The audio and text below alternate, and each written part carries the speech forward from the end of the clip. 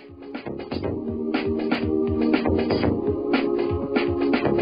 to the What Really Happened radio show. The history the government hopes you never learn. Here is your host, Michael Rivero. And aloha, America. Welcome to our show today. It is Wednesday, September 25th, 2013, almost to the end of the month here. Hump day, middle of the weekday. We have a lot of stuff to talk about today. The phone lines are open, 800-313-9443, 800-313-9443. Manny is sitting in our control room, ready to swoop down on that telephone the instant you call in with your comments, criticisms, observations, and questions here.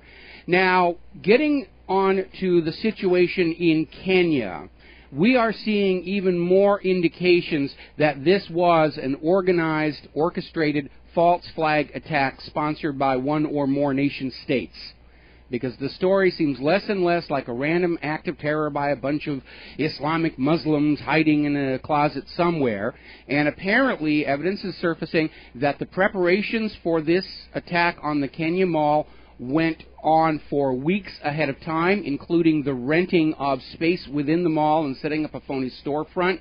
Apparently, in the days leading up to the attack, weapons were being smuggled in through these storefronts, and they had changes of clothing there to allow people to escape. They even had belt-fed machine guns that were being walked in, posing as inventory to these stores.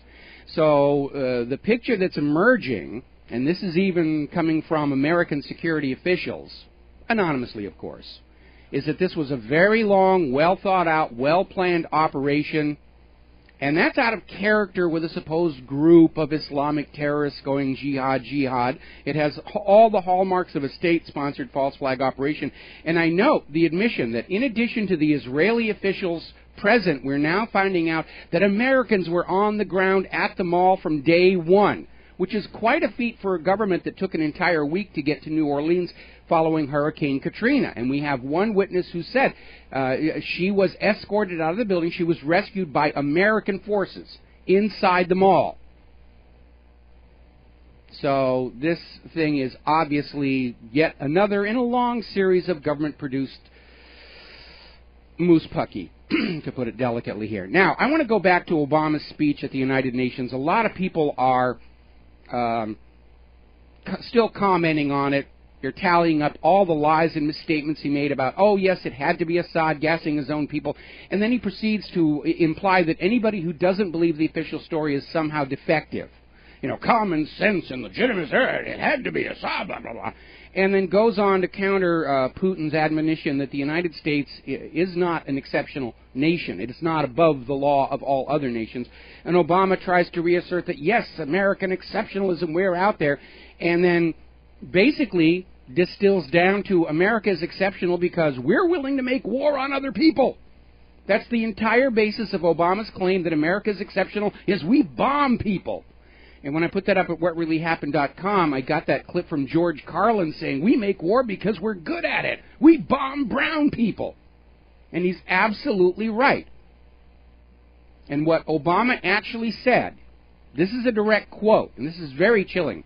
I believe America is exceptional in part because we've shown a willingness through the sacrifice of blood and treasure to stand up not only for our own narrow self-interest, but for the interests of all. Well, it's never been for anything other than the interests of the United States government and its corporations. And that's really what it is. Obama's entire claim for American exceptionalism is based on the fact that we've got more bombs than anybody else, many of which don't work. I'll be talking about that a little bit later in the show. And so basically, the United States is a nation in decline. Our economy is not working. We have record numbers of hungry and homeless people.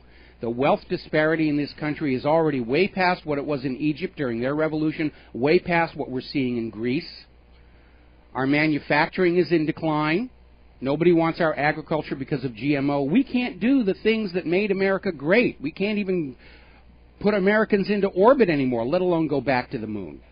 We don't do what we were able to do. Our products aren't as good as they used to be. We don't represent the best in manufacturing around the globe anymore. That's shifted now to Asia. And Obama's continuing on there saying that, you know, the world needs the United States to solve the Syria and Iran crisis. And I think the world is pretty much saying we're kind of tired of the U.S. going around messing around with other countries because we've had decades and decades of it, and it always works out very, very bad. And the U.S. is still taking the position that we know a chemical weapon attack happened in Syria, which nobody ever argued with. But the entire U.S. argument is, we're absolutely sure the rebels don't have these chemicals, therefore it has to be Assad. And yet, time and time again, the rebels have been caught with these chemicals. It's a completely bogus argument.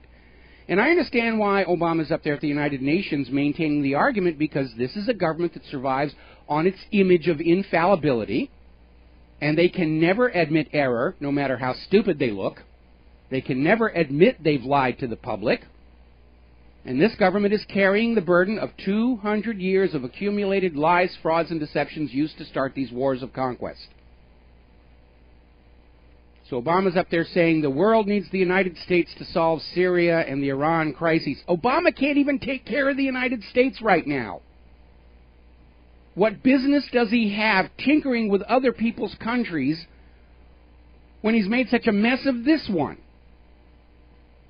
We no longer live in an age where people around the world want to live like Americans do. I remember when I was a kid, that was part of the propaganda in the school. Everybody in the world wants to be America. Everybody in the world wants to live like America. They want to have American cars and American TVs. They want to live the way that we do. And maybe they did, and a lot of them did, and some of them didn't. But not anymore. The people around the world can see with their own eyes the horrible botch-up of what was once the world's greatest nation by Wall Street crimes and government complicity, and simply waving bombs and missiles and drones at them isn't going to deny what they're seeing with their own eyes. Over at RINF.com, they have an article basically listing the top 45 lies in Obama's speech to the United Nations. It's all coming apart here. And by the way, there's been an interesting new development that really just shows what a terrible, terrible job the administration did regarding Syria. The largest Islamic brigade in Syria, brigades, plural, formed the Islamic Coalition. In other words, all of the Islamic radical factions in Syria have now formed their own body. They are rejecting the Western-backed Syrian National Council. This was the manufactured replacement government that the U.S. wanted to put in as soon as Assad was gone, because the Syrian National Council would accept private central banking, they would sell Syria's oil over for the dollar, and all would be well. And now the largest part of that, what was promoted as the revolution, has now formed their Islamic Coalition, and apparently caught the U.S. State Department completely by surprise. 2 hours after the announcement, they still didn't have any kind of a comment about that. So what it boils down to is, after nearly 3 years of covert attempts to overthrow Assad, the U.S. has now boxed itself into only one of only two possible outcomes in Syria. If Assad stays, it will be seen as a defeat for the United States, and the rot will continue. The provinces will continue to break away from the new Roman Empire. If Assad goes, if his government collapses and this Islamic coalition takes over, the new Syria will be even more virulently anti-American and anti-Israel than their predecessor. Now, this is a reminder that the quality of thinking and planning coming out of the White House is seriously deficient, either from too many antidepressants or too many yes people on Obama's staff telling him what they think he wants to hear rather than telling him what he needs to know so they can protect their high-paying government jobs. But they have botched this one horribly, because now there is no solution in Syria that is going to achieve the covert agenda of the United States. They botched this one up hugely. We'll be right back after these commercials. Aloha, America. Welcome back to the show. Now, recently, Human Rights Watch came out with their report on the situation in Syria, which basically bolstered the U.S. government's claim, oh, it had to be Assad, no question, so forth and so on. And now that report has already been discredited because Human Rights Watch has now been forced to admit they never actually went to the scene of the gas attack. And they based their study on Skype interviews with about 10 witnesses, which they supplemented with video and photo footage from other unnamed sources.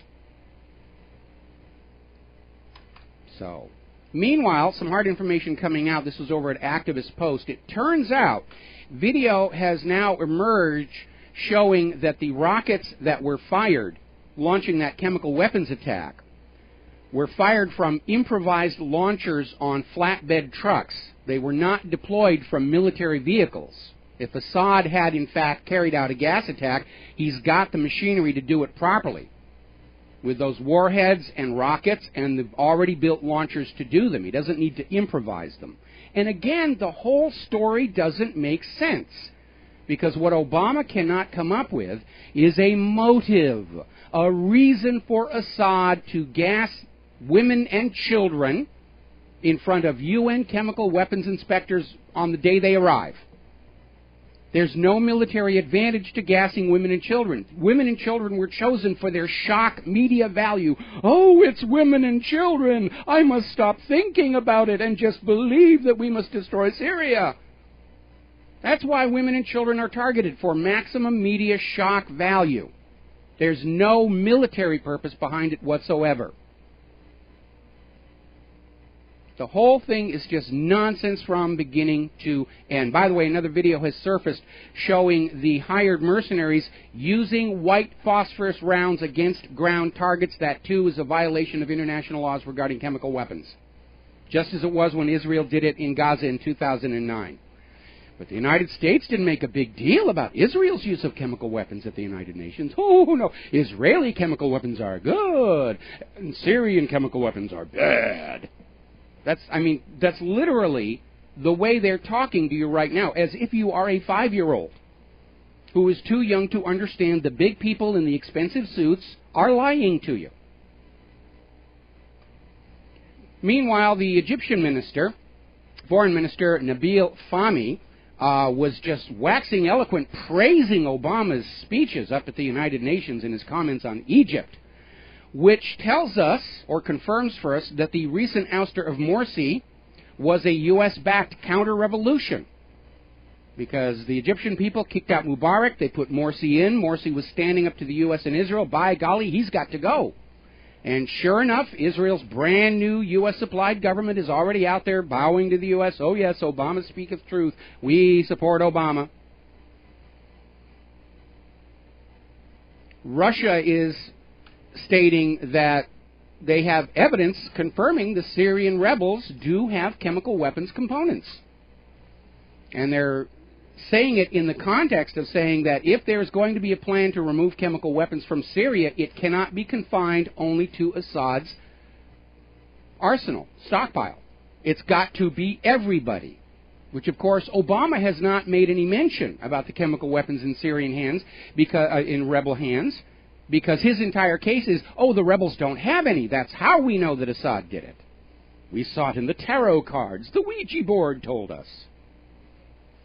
Now, apparently, and this is an article that we saw over in Veterans Today, there is now a documented path of these chemical weapons components coming into Syria to the hired mercenaries, involving intelligence sources in Georgia, Turkey, Syria, Jordan, Iraq, and in the United States, documenting a U.S. Air Force cargo plane that left Charleston Air Force Base. Remember, Lindsey Graham's home territory, and landing in Tbilisi Airport in Georgia, where it was loaded with what sources say are chemical weapons from the Lugar Lab, which is a well-known chemical weapons factory, and then the plane flew on to Turkey. And again, Turkish officials arrested some of these hired mercenaries on their side of the border in possession of sarin. They just handed down an indictment. It's absolutely documented by the Turkish government. The rebels have these chemical weapons, which completely undermines Obama's rationale that we know it had to be Assad because the rebels don't have these weapons. That's his entire case. I mean, if Obama, our ex-lawyer and supposed constitutional law professor were to try and take his case against Syria into a U.S. court of law, the judge would laugh at him and throw him out. Now, Pat Buchanan wrote a wonderful article called Is Iran the Fourth Reich? And it was posted over at antiwar.com, and we linked to it from whatreallyhappened.com. And he's not saying that Iran is the Fourth Reich. He's basically responding to those who are trying to cast Iran as the new Nazi empire and Rouhani's the new Hitler. And of course, they overuse that over and over. Anybody in the U.S. or in Israel doesn't like, oh, they're Hitler, they're this, they're that. In fact, Fox News was running a lower third crawl earlier today underneath an interview with Rouhani saying, dealing with dictatorships. Now, Rouhani is not a dictator. He was elected by a wide majority of the Iranian people. Or is Fox News saying that, yes, dictators can be elected, in which case, I think we have a dictator much closer to home that we ought to start paying more attention to, given Obama's flagrant disregard for the Constitution and the Bill of Rights. So basically, what Pat Buchanan put out there was that years ago, we did have real credible enemies, the Soviet Union. And America was calm and cool. We weren't running around screaming, save us, save us, save us. And today we're dealing with Syria and Iran, who are really not disposed to make war on the United States of America, and the government and the corporate media are just trying to fan up this huge hysteria. And Pat Buchanan reminds us all that last year, in his farewell address, President Ahmadinejad said, it doesn't make sense, even if we had a bomb. Do you think we're going to go to war with the United States with our one nuclear bomb against their thousands? Which is the same point I've been making time and time again. Even if Iran did have a nuclear weapon, they're not going to do anything with it. They'll put it in a museum. They'll march it down the street in a parade and say, ooh, look, we're a nuclear power now. But they're not going to attack the United States and Israel, because both the United States and Israel are nuclear-armed nations that would turn Iran into a giant glowing green glass parking lot and send in the Marines to paint the lines.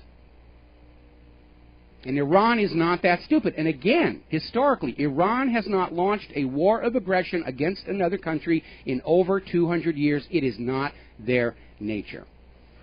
Now, a very telling story we're getting from over at MiddleEastOnline.com asking, can Israel wreck the United States in Iran talks? Because one thing that came out of Obama's speech at the United Nations was at least the appearance of opening the door to communication between the government of the United States and the government of Iran to resolve this issue over Iran's nuclear power station, which is really all they've got. And, of course, Israel immediately, even before that, they would say, oh, it's a charm offensive, it's smoke and mirrors, don't you dare listen to them, you listen only to us, and you've got to go kill Iran. And Israel is openly trying to find some way to prevent any kind of a peaceful resolution with Iran, because Israel's agenda is to send American boys and girls to go kill Israel's enemies in Iran. That's what they want. We'll be right back. And aloha, America. Welcome back to the show. And as I mentioned before the break, Israel is trying to find some way to prevent any possibility of a peaceful discussion between the United States government and the government of Iran over their nuclear power plant, which, by the way, Russia has formally transferred control of the power plant to the government of Iran. So it's up and running, it's generating electricity, which is what it's supposed to do. And again, under the Nuclear Non-Proliferation Treaty, which both Iran and the United States have signed and ratified, Iran is allowed to have nuclear power plants. They're allowed to have medical isotopes. They're allowed all the peaceful uses of nuclear technology, and nobody has come up with any evidence whatsoever that Iran is doing anything with their nuclear technology other than peaceful use. This is all coming from Israel. Israel's been screaming that Iran is weeks away from a nuclear bomb, going all the way back to 1985. And there's been no proof of it. Meanwhile, of course, Israel still, to this very day, refuses to sign the Non-Proliferation Treaty, refuses IAEA inspections. They got caught trying to sell clandestine nuclear weapons to other countries, which is the very activity the Non-Proliferation Treaty is supposed to prevent. But Israel's sitting there and pointing their finger, oh, the Iranians are bad, go kill the Iranians. And then after Iran, go kill the Saudis and go kill all of them.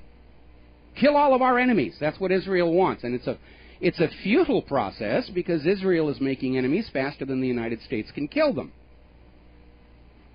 So Netanyahu is out there saying that Rouhani's UN speech is a cynical PR stunt, like Netanyahu's cartoon bomb wasn't.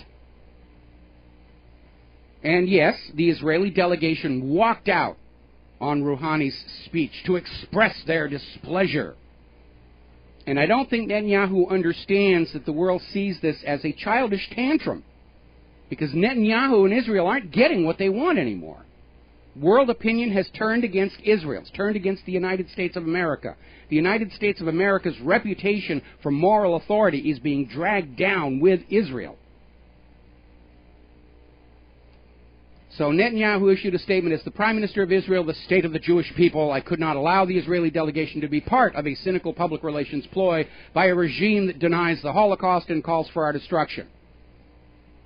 And Netanyahu is raising on a busted flesh there for two reasons. First of all, the claim that Iran is calling for the destruction of Israel was one of memory's deliberate mistranslations. What Ahmadinejad actually said is the Zionist regime will vanish from the pages of history, which does seem inevitable given their behavior. No nation lasts forever, but that is a passive observation rather than a threat of direct action. Meanwhile, of course, Israel's always talking about wiping this or that people off the face of the earth. They even threatened to nuke Europe, and nobody raised a cry about that. Second of all, in his one interview on the subject, Rouhani acknowledged the Holocaust. Now, I don't know if that's his real, genuine core belief or not, but that is his public statement. So for Netanyahu to just already be out there screaming that Rouhani denies the Holocaust when Rouhani said exactly the opposite further undermines Netanyahu's credibility. Not that Netanyahu and Israel have any credibility after feeding the lies about Assad's gas attack, feeding the lies about Saddam's nuclear weapons, U.S.'s liberty, U.S.'s coal, 9/11, and on and on and on. We all know what Israel's true government character is. By way of deception, thou shalt conquer. And they don't show any signs of stopping at all. Article over at Gilad Atzmon's website saying, now's the time to strip Israel of their weapons of mass destruction. And I think pretty much everybody agrees these weapons should be gotten rid of completely. Whether it's nuclear, gas, or biological, it's a good idea. Let's get rid of them all. But unfortunately, what we're seeing from the United States of America is they want these countries to get rid of their weapons of mass destruction, but Israel's allowed to keep theirs. And nobody's going to go along with that.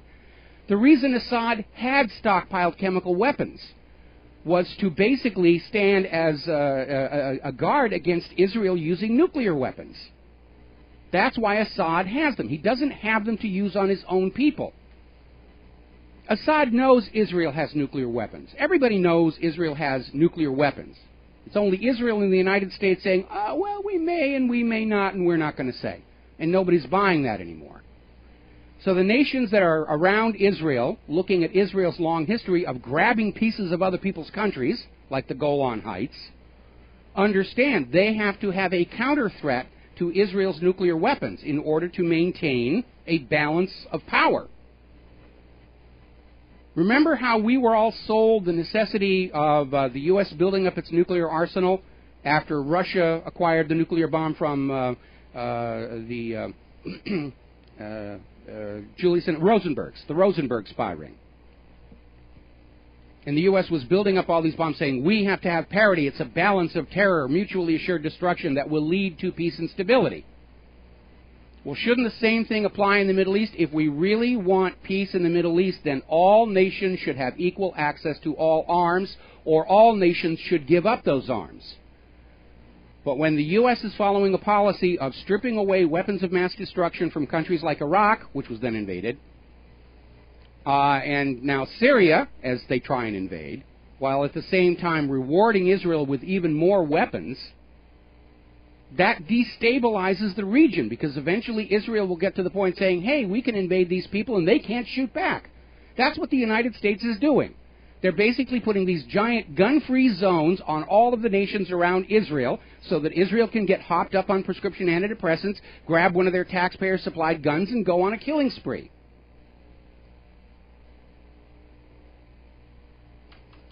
Now, very interesting story that came out. This was a translated article talking about serious preparations to be able to shoot down American Tomahawks. And it goes down the list of all the weaknesses in the system and how the Tomahawks cannot really be salvoed. They have to be fired one at a time because they have a bad habit of running into each other.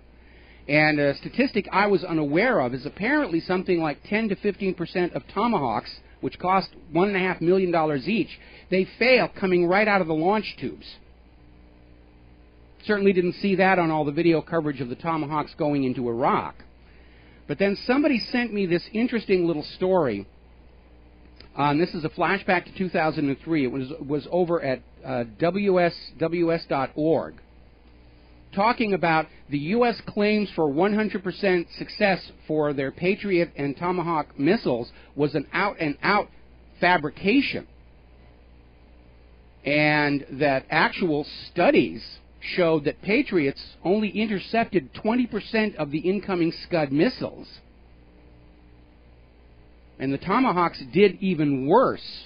And they basically said all these pictures we were shown of destroyed mobile Scud launchers turned out to be fuel and water tankers. Remember when Colin Powell was up at the United Nations and he had these blurry, fuzzy, black and white pictures, supposedly spy satellites over Iraq, which was weird because at the time all of our spy satellites were taking color pictures.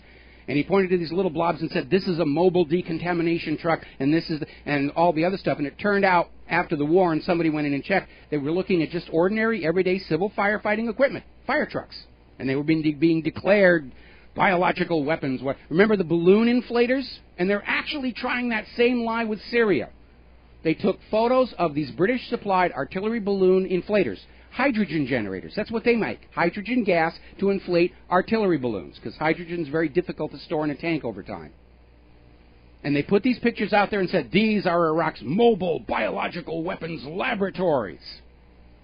And now they're trying the same thing with Syria. Oh, we know Assad has mobile biological weapons labs, and they're driving across the country disguised as an ice cream truck, making sarin in the back. And that's why we know that Assad is not serious about his disarmament deal. The motto of the United States government and the corporate media seems to be, if at first you don't succeed, lie, lie again. And just make the lies bigger and bigger and bigger until finally people are so shocked and horrified they say, I believe, I believe. Anyway, let's take a little time talking about the economy. Now, Ted Cruz has ended his non-filibuster filibuster. And I love the parts where he was talking about green eggs and ham and Star Wars to fill the time. And it was a symbolic protest because now he has ended it and the Senate is moving forward to vote through their version of the emergency spending bill to head off a partial government shutdown on October 1st. Now, when they say partial, what that means is they're not going to shut down the war machine. They're not going to shut down the NSA spying.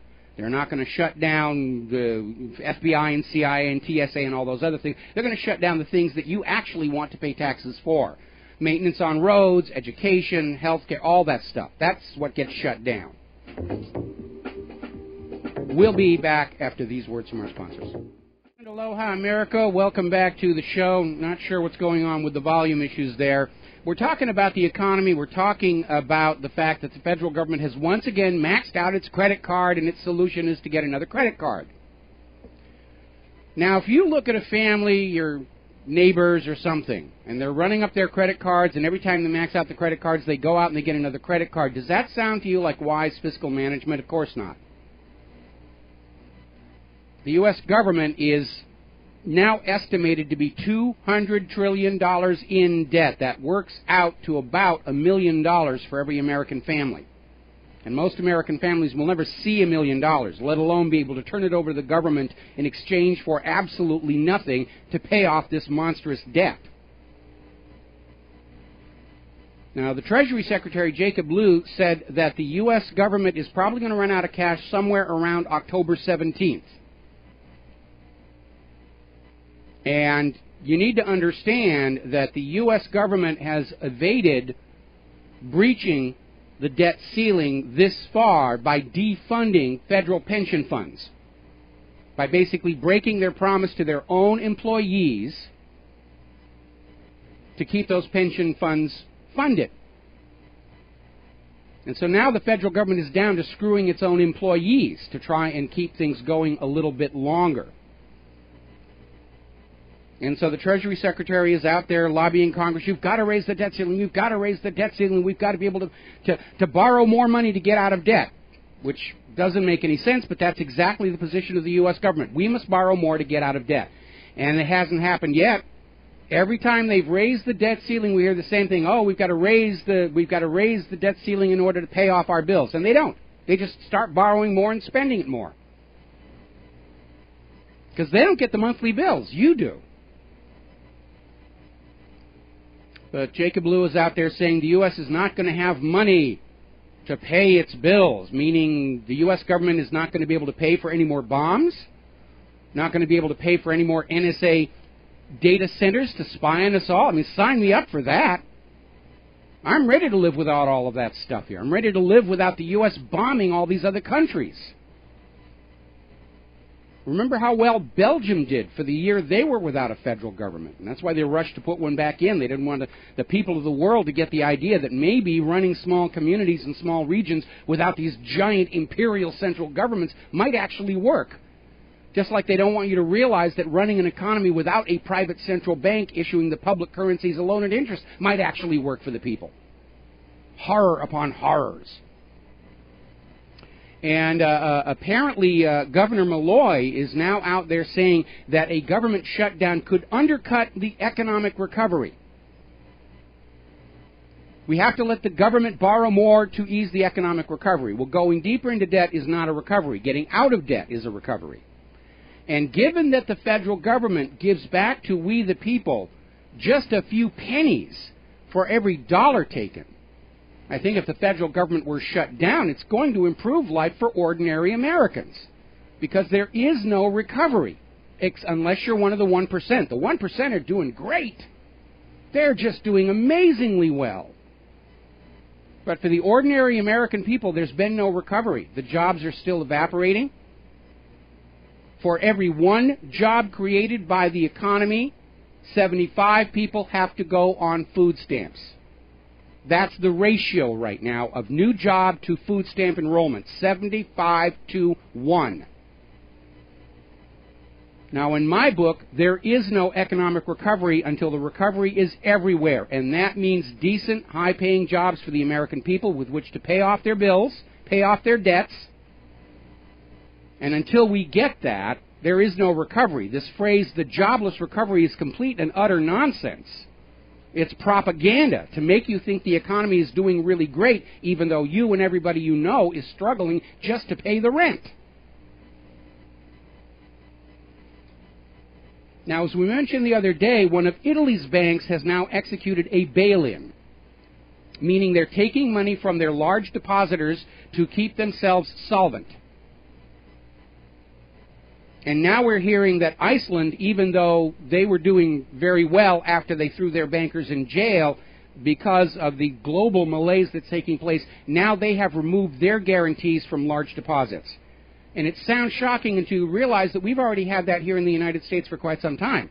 The FDIC only insures your deposits up to $100,000. If you have more than that and it goes, you don't get that back. So there are already limits and caps on the banker guarantees here.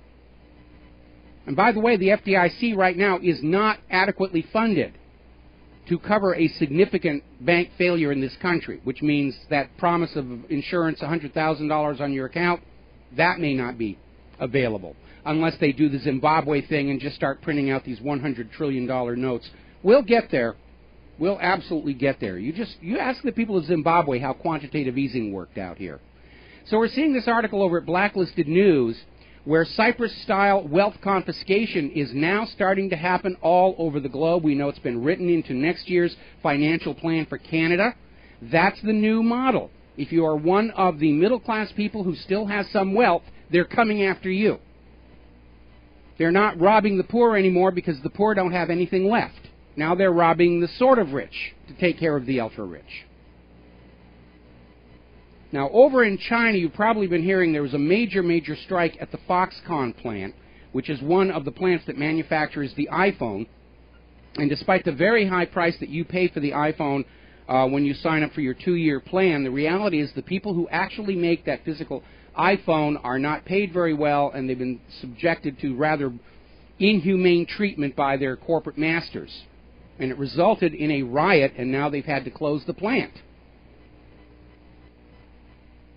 And there are allegations coming out that the riot was provoked by the guards at the plant beating up anybody speaking out about the terrible working conditions there. Now, I want to give you a little bit of history here.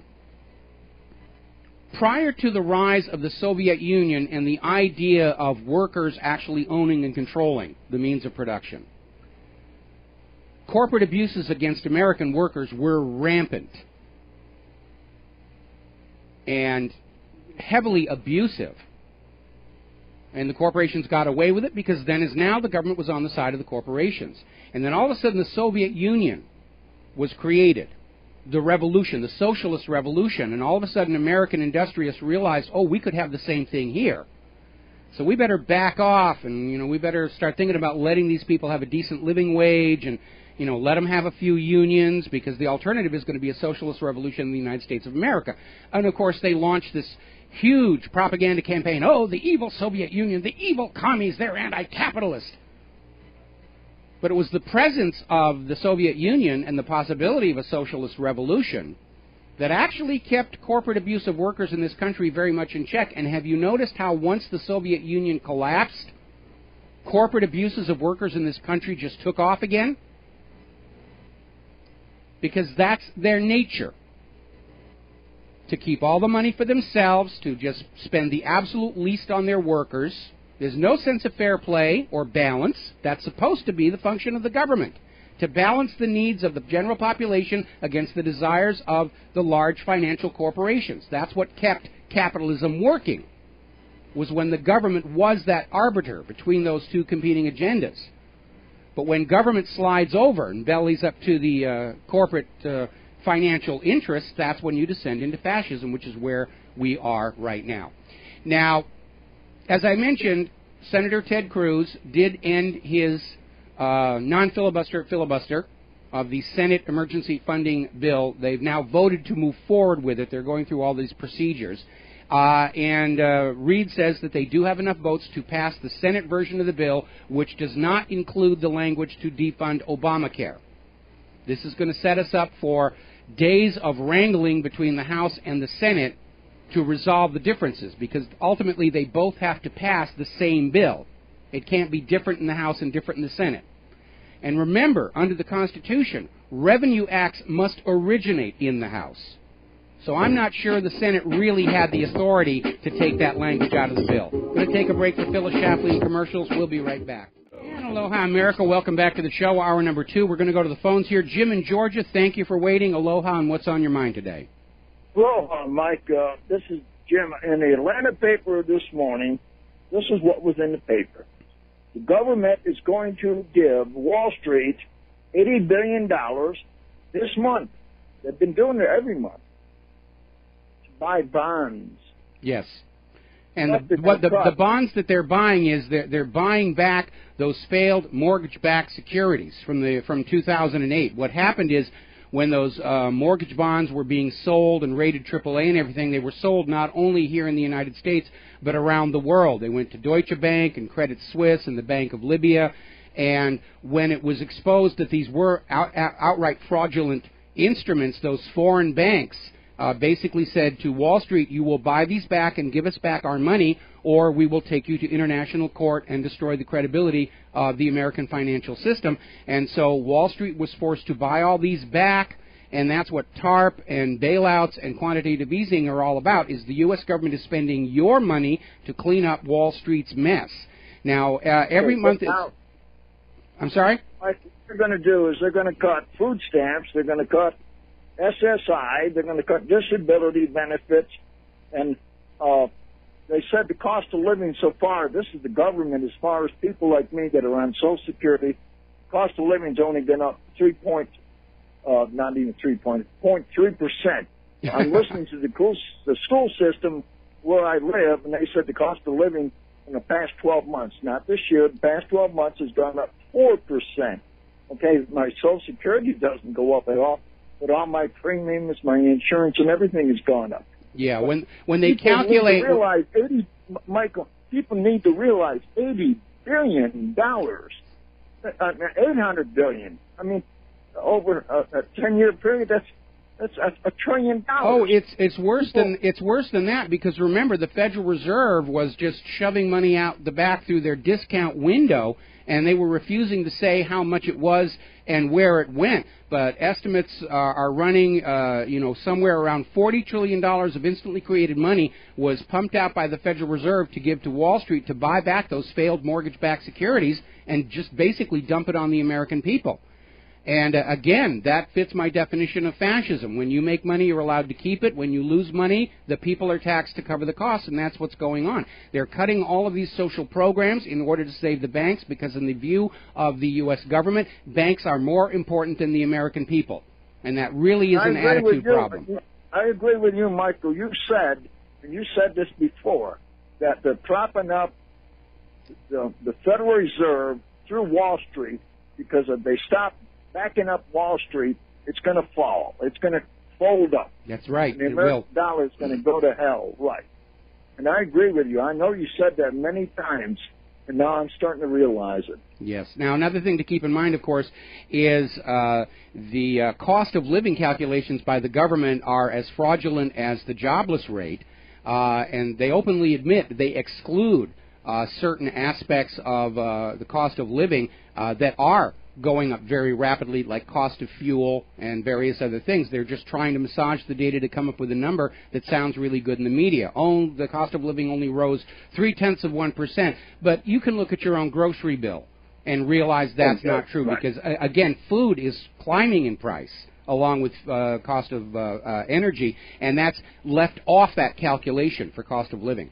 And yeah, the U.S. government is basically cheating the American people, taking everything they can to prop up the central bank, because the government is bought into this idea that the central bank is the nation. It is more important than the people. No sacrifice by the people is too great to protect those banks. And it's all about preserving the reputation for trustworthiness of this global private banking network, but it's already failed, because the people of the world are waking up and realizing that it is these private central banks issuing public currency as loans at interest that have created this $1 trillion imaginary made-up debt. It's just a bookkeeping entry. All these trillions we're told that the people of the world owe the banks is money that never existed. It's just a calculation on a ledger, and it isn't real, and it only controls you as long as you believe that it's real. Well, I know, Michael, in the past couple of years, I've talked to people and tell them, I said, can't you see this? And they look at me like I'm a radical, and now people are starting to see it. Yeah. Well, again, people have been held prisoner by all these beliefs they were given as little tiny children. It's like I said when I was in grammar school. We got the little film strips and the little phonograph record with the bell on it that meant turn the knob, telling us how the Federal Reserve was just the most wonderful thing in the world, and it's the way banking is always done, and we should never even consider an alternative system. And now we find out, of course, the schools were not teaching about the Currency Act. They were not teaching about the way the economy of the United States was first created by the Founding Fathers. A lot of people grew up thinking that there was always some kind of a Federal Reserve, and you have to go digging to find the facts here. And the reality is, of course, that when you have a government that actually holds to that idea that banks are more important than people, that's clearly a government that isn't serving the interests of the people. Michael, what can we do? Well, again, to me, it looks like the whole thing is about to come crashing down. And, I do not advocate violence. Certainly because our government has clearly been preparing for violence by the American people. In fact, I think they've tried to start it already twice in a controlled fashion that they could brutally put down as an example to the rest of us slaves here. I think they tried it last July 4th with Adam Kokesh and his armed march on Washington, and that fizzled. Then Martin, and then Trevez. And then, exactly, then the media was saying, oh, when Zimmerman's acquitted, there'll be race riots across the country, and of course that didn't happen. So my advice has always been stay calm, stay patient, be prepared to take care of yourself and your family for about 3 months of confusion. Do not initiate violence against the government, but on the other hand, be prepared to defend yourself when government initiates violence against you. And that is Thank you, Michael. And again, especially with what's going on with all of these bail-ins and confiscations to keep the banks going, you should have no more money in the bank than you need to cover your outstanding obligations. You should have the rest at home under your own control, because even the safety deposit boxes are not safe. There are already laws in place. During a financial crisis, the government can go in and empty your safety deposit box for anything that they can use to try and salvage this collapsing pyramid. So you should have Michael, thank you. And thank you. And I'm going to send whatever I possibly can every month. I don't have much, but I'm going to support you. Thank you. Well, thank you very much, and I appreciate that. And again, a reminder, Republic Broadcasting does not receive any funding from government agencies. We do not get big advertising contracts from Monsanto or pharmaceutical companies. For some reason, they don't want to return our phone calls. And so get on over to republicbroadcasting.org. There's a donate button there for PayPal. Or even better, and this is tying into what I was saying, bring your money home. You have to keep some of it in cash to just take care of stuff. But you should invest in physical silver and physical gold, and a good place to do that is the Republic Trading Group. And they've got a banner ad at the Republic Broadcasting website. They've got a banner ad at my website, and proceeds from those sales, a portion of those sales proceeds does go to fund our network. And we are the people's network. We exist and survive and continue only so long as you allow us to do so with your kind and generous support. All righty, coming up on another commercial break here. So I want to get back to the story about the House vote, or rather the Senate coming up on the emergency spending bill. This article over at My News 4 had a bogus headline. They were saying it was a House vote, and it's actually a Senate vote. And they're talking about how the U.S. government is expected to actually physically run out of cash to spend on October 17th. And saying the Treasury is exerting pressure on Congress to avert an unprecedented U.S. default on its obligations. Well, that is a completely bogus statement, because the U.S. government has defaulted many times before in history without collapsing, going all the way back to the Continental Currency default of 1779, the Greenback default of 1862, Liberty Bonds defaulted in 1934, the monetary default of, or what was called the momentary default of 1979. So it's not a disaster if the government defaults. And we, the people, are not on the hook for their fiscal recklessness. We will be right back. Aloha, America. Welcome back to the show. Now, over at the Heritage Foundation, their president, Jim DeMint, is saying that Obamacare should be stopped. And he's absolutely right. They've already started issuing waivers for certain cronies. Congress doesn't have to go into Obamacare. They've already delayed implementation of most of its provisions until after next year's elections. Obviously, they know this is not popular with the American people. It's just a giveaway to the health insurance industry. And we know from back when auto insurance was made mandatory what's going to happen. The prices will go through the roof. They're already admitting it. And the quality of service will decline. Because when Americans have a free choice whether or not to buy insurance, whether it's car insurance or health insurance, then the burden is on the insurance companies to make their product attractive, to offer good service, good coverage at the lowest price possible. But once you have a government-mandated program where everybody has to go and buy insurance somewhere, then the insurance companies can sort of get together over their little golfing outings and saying, we're going to raise our rates to this and slash our benefits to that. And everybody says, oh yeah, we're all going to do that, going to make our stockholders happy. And the same thing is going to happen with Obamacare. I mean, look how badly the U.S. government screwed up the auto industry. Billions of taxpayer dollars to bail out America's auto industry. And what did the auto industry do with that money? They went and started brand new factories and created brand new jobs in other countries. China, Brazil, Mexico. Look how wrong the U.S. government was on global warming. Do you really want that kind of stupidity making your medical decisions for you? The government is still insisting that SSRIs are safe, and that GMOs are harmless, and that radioactive seafood is actually good for you. Do you want them making your personal medical choices? And the answer I have is no.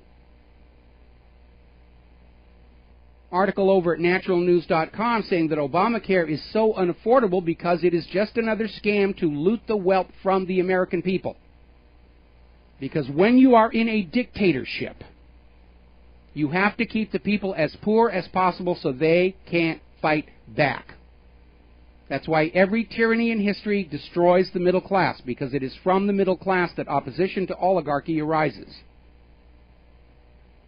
Obamacare is a political weapon against the people to impoverish them and to take away their freedom of choice regarding their medical care. Now, over on the stock market, they're not having a real good day. Let's see where they are right now. It's slightly in the red. I mean, it's not jumping out the window times, but it's fizzling. That huge surge that followed the Federal Reserve's announcement on quantitative easing last week has already tapered off. And there are already allegations that some insiders got advance word just seconds before the official announcement so they could execute these huge buy orders, ride it up to the top and sell out and just make millions instantly. J.C. Penney has sunk to a 12-year low. They're trying to find recapitalization. And everybody's gearing up for the Christmas shopping season because that's when retail makes the bulk of its profits. It's not going to be a good Christmas shopping season. I mean, they've already got the stuff in the stores. Hallmark had their keepsake, what do they call them? The keepsake ornaments or something like that. The really high-end, fancy, and some of them are really nice. Although I really don't want to hang Darth Vader on my Christmas tree. I'm sorry. They were in the stores in July. We started seeing Christmas items at Sam's Club last month, August. It's that big department store chain has already officially declared the start of the Christmas shopping season. By the time Christmas gets here, we're all going to be burned out. We're not going to be excited about Christmas. It's just part of the background noise here. And people do not have money to spend on Christmas, and they are not going to go back to their credit cards. This is going to be a year in which I think we're going to see a revival of homemade gifts, craft items, pottery, artwork, baked goods. Here, Merry Christmas, here's a plate of cupcakes. Now, over in Nevada, they're proposing a tax on bottled water because water is now a sold and commercialized commodity because the water coming out of the ground is completely toxified with methane and Corexit and all these other industrial pollutants. So the way water used to show up in our homes when I was a kid, which is you had a well or you had a stream or a brook out back that you could go into, that's all gone. That's the thing of you don't dare touch that water coming out from nature anymore. Up in, I think it's Oregon, they actually have a law saying you're not allowed to catch rain that falls on your property because those are the king's raindrops, you knave. And so more and more people are hydrating with water that's processed and bottled and sold like any other product. And now over in Nevada, they want to put a tax on bottled water as a way to increase their state revenues. Next, it'll be a tax on the air that you breathe. And it's not that far off because over in Japan, in some of the more heavily polluted cities, they literally have air booths.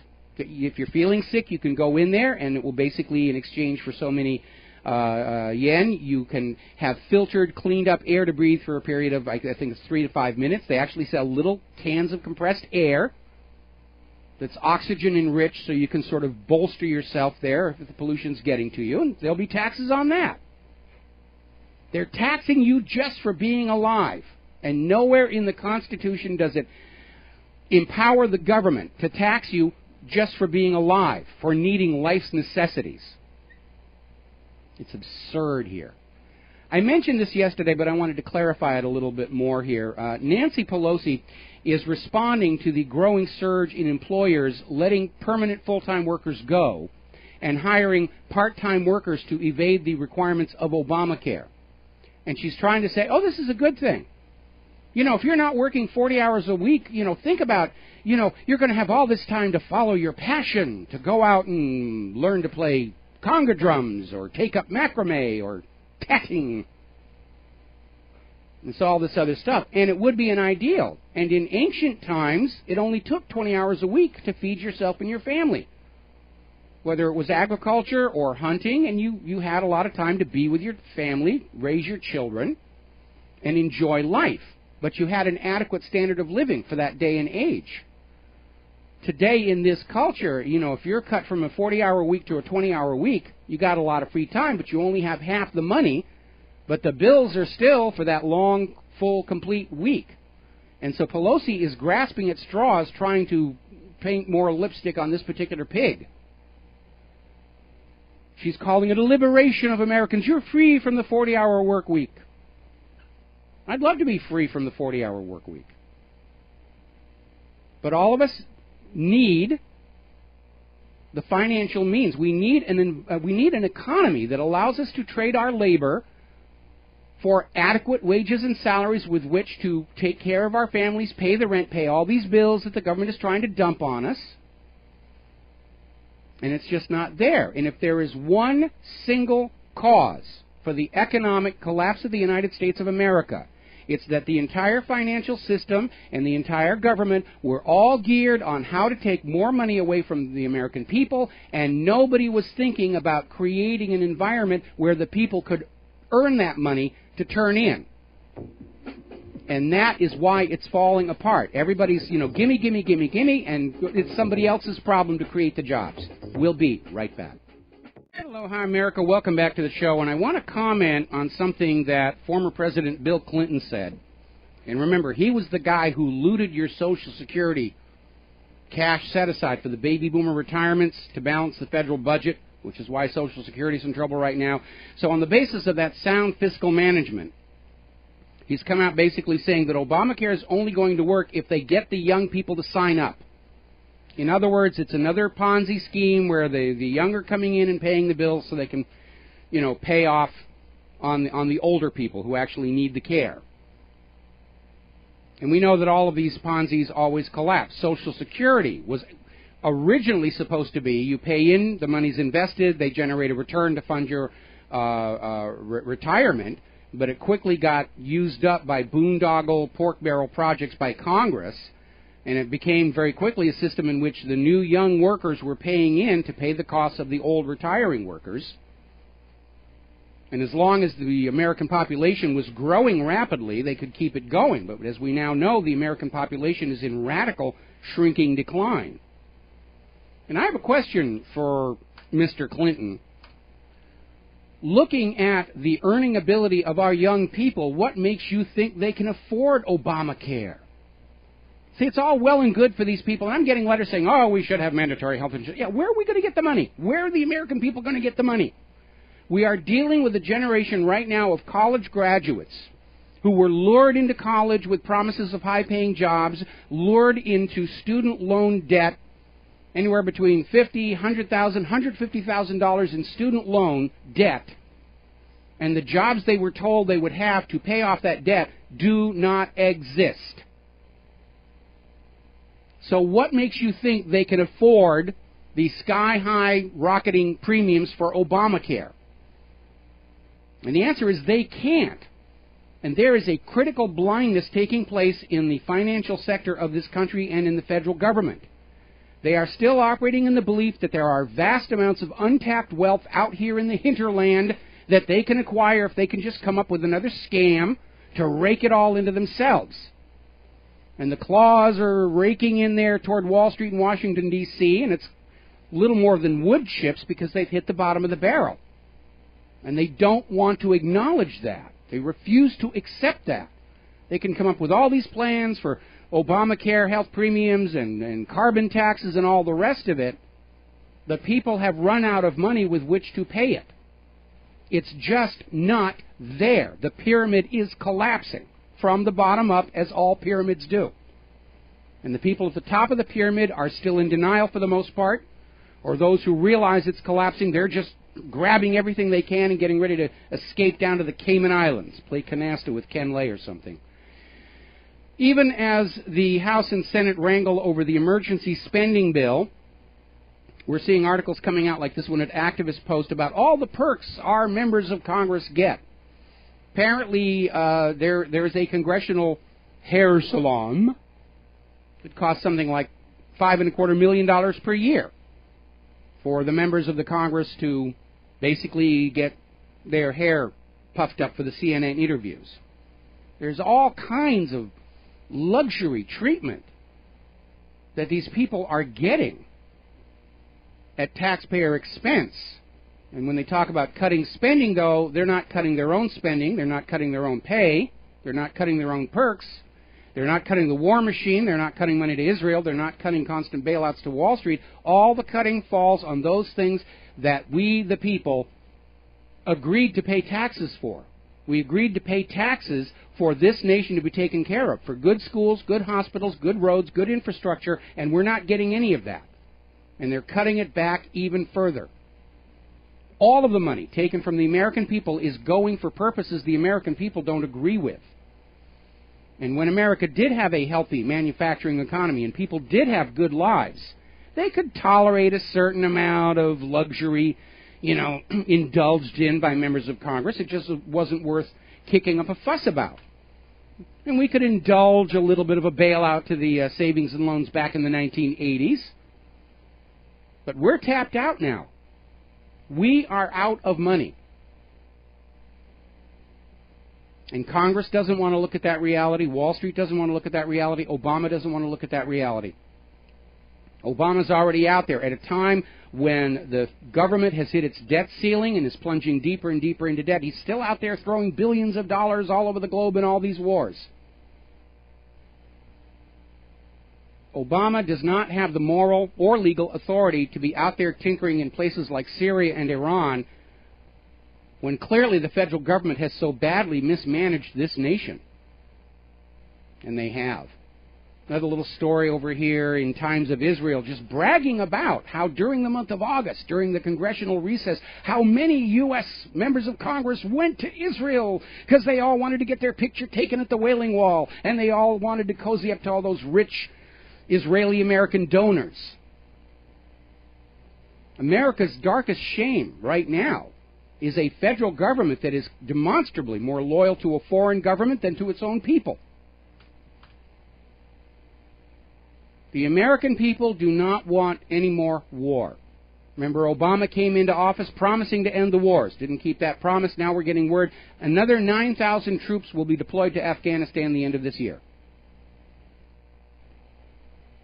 Meanwhile, the Internal Revenue Service is attempting to place all tax preparers in the country under their control. They want to regulate the tax preparer industry, and they say, oh, there's fraud, there's criminality. There's probably some people out there who aren't very good at it. And apparently they're going back to a law written in 1884 called the Dead Horse Law to justify their taking control of the tax preparer industry and regulate it. Now, first of all, the IRS is not a part of the government. Neither is the Federal Reserve. They're private corporations engaged in basically taking money under false color of law. My concern here is when you go to a tax preparer today, they're generally thinking, what's best for you? When they're being regulated by the IRS, that will go away. And the tax preparers are going to be preparing your tax return to look good to the IRS. And it's just another way of trying to loot more money out of the American people. But we've pretty much run out. This is not going to go on much longer. Now, earlier today, Secretary of State John Kerry did sign the United Nations Arms Trade Treaty. Now, this has been sort of bandied about as being an attack on our Second Amendment rights. The overt purpose of the Arms Trade Treaty is to limit international trade in small arms, which isn't going to stop anybody because the U.S. is covertly sending guns everywhere, down to Mexican drug lords under Fast and Furious, the hired mercenaries in Syria, and so forth and so on. But it's been pointed out that this treaty could, in theory, be used to justify further restrictions on the Second Amendment to the Constitution. Now, you need to understand, just because the Secretary of State or the President signs a treaty does not make it the law of the land. Under the Constitution, following that signature, the President has to get the advice and consent of 2/3 of the United States Senate. Now, there's a little bit of flexibility in the rules. Sometimes the House is brought in. But under the Constitution, 2/3 of the Senate must vote to ratify the treaty before it becomes the force of law. And we have Senator Bob Corker of Tennessee, who's the ranking member of the Foreign Relations Committee, wrote a letter to the Obama administration saying you may not take any action to implement the United Nations Arms Trade Treaty without the approval of the Senate. So it's setting up to be a little bit of a turf war between the Senate and the White House. So,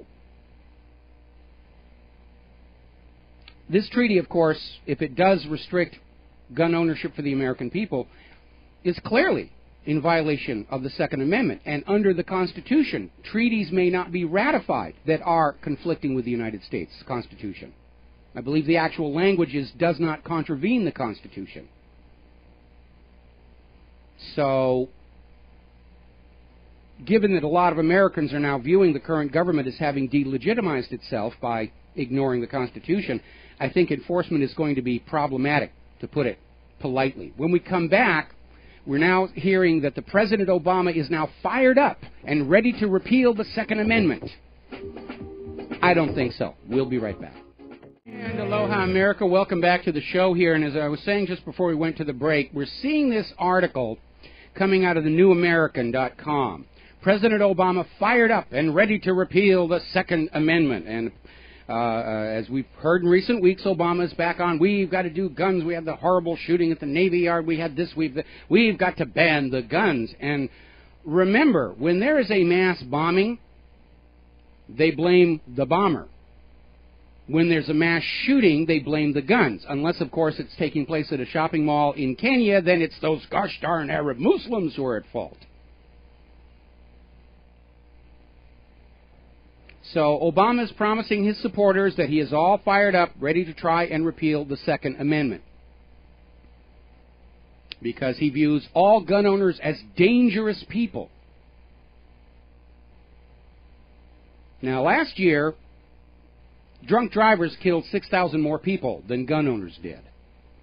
But nobody's talking about taking away the cars, are they? They're blaming the object and not the behavior. And in both cases, we're dealing with substance abuse. The drunk drivers are drunk on alcohol, and there are already laws saying you should not operate a motor vehicle while you're intoxicated. And we know that the vast majority of these mass shootings, and that includes the one at the Navy Yard, involve these prescription psychiatric medications that have known documented side effects of triggering random acts of violence.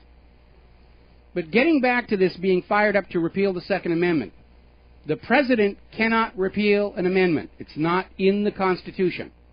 To repeal an amendment to the Constitution requires another amendment passed by both houses of Congress, signed by the President, and then sent to the states for ratification. 3/4 of the states needed to ratify. Now, if Obama starts declaring more restrictions on the Second Amendment by imperial edict, by executive order, either in his pledge to get rid of the Second Amendment or to comply with this UN treaty that Kerry has signed but Senate has not yet ratified, I consider that a high crime, justifying impeachment and removal from office. And I think anybody who understands the importance of the Constitution to the continuance of this republic or the restoration of this republic understands we've reached the point with this illegitimate government where it's time to stop listening to their dictates. Washington passes a ban on purple hair dryers. I don't care. I'm going to go on using my purple hair dryer, because I don't recognize this government's authority over me, because they will not abide by the agreement with the people, which is the Constitution of the United States of America. That is the original contract with America. It is the rules and restrictions under which we the people allow the government to manage this nation for the benefit of we the people and the benefit of the nation as a whole. Not just pillage us willy-nilly for their bankster buddies and foreign gifts. Meanwhile, as is always the case, every time the government starts talking about gun control and gun bans, gun sales are booming. Apparently, state police in Maryland are reporting a record number of firearms applications ahead of the implementation of a draconian anti-Second Amendment bill due to take effect on October 1st. The federal government's gun policy is not getting the result they claim to desire. Crime is not going down. Things are so bad up in Chicago with all of its restrictive gun laws, they're talking about declaring martial law and getting the National Guard into the streets. And every time they talk about how bad guns are, Americans start buying more guns. And I think every American, and that includes children down to the age of 12, because that's the age at which I was taught gun safety, growing up in New England farming country, every American should have a gun and know how to use it safely. Emphasis on safely. We need to demystify guns. And this is especially true for the parents of those students who are in schools that are trying to just propagandize and brainwash children into reacting with shock and horror when they see a gun. Oh, I can't go near that. It's a gun. The evil demons inside the gun will flow into my brain and make me do bad things.